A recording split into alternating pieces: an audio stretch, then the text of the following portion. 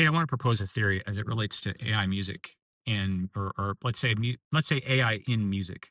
A theory is this: maybe music is not a shared experience anymore, and maybe AI in music, like Suno and stuff like that, is just kind of like unmasking this truth that's been around for a long time. Here's what I mean by this: there's two things that make me think that this is the case. Because number one is I've been perplexed for years by this idea that music is shareable. Whenever I see like a shared feature, like share this playlist, share this song, whatever, in Apple Music, Spotify, YouTube Music, it's weird to me. I can count on one hand with fingers left over the number of times that I've shared music with someone because that's just not a thing anymore. I don't it's never occurred to me while listening to a song, "Hey, I need to send this to someone." Music has always been a solo experience. I might talk about it with other people, but it's never been something that I've intentionally sent someone. So sharing music has been kind of weird from the beginning for a long time.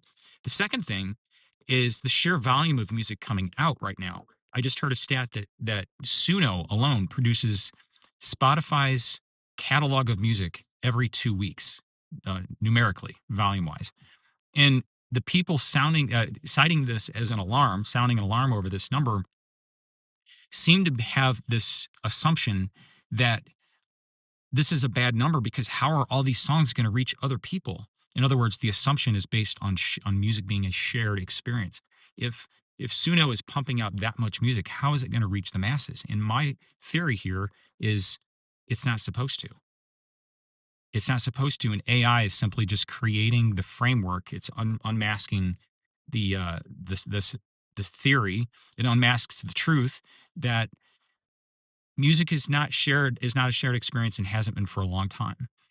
And the music that people are creating is music they're creating for themselves. You have fans of specific niches of music, and they're creating this music for themselves. I'll give you an example with a genre I'm somewhat familiar with, metal.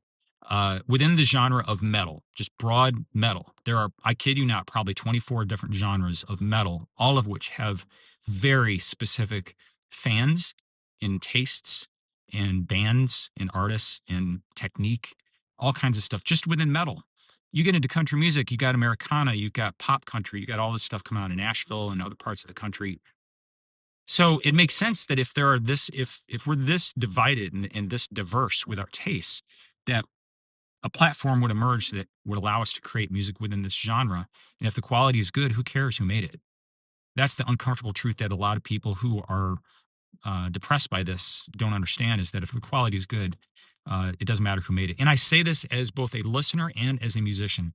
I'm very familiar with the traditional production methods of music. I've cut 3 different albums and 1 live album, all using professional studio and recording equipment and techniques.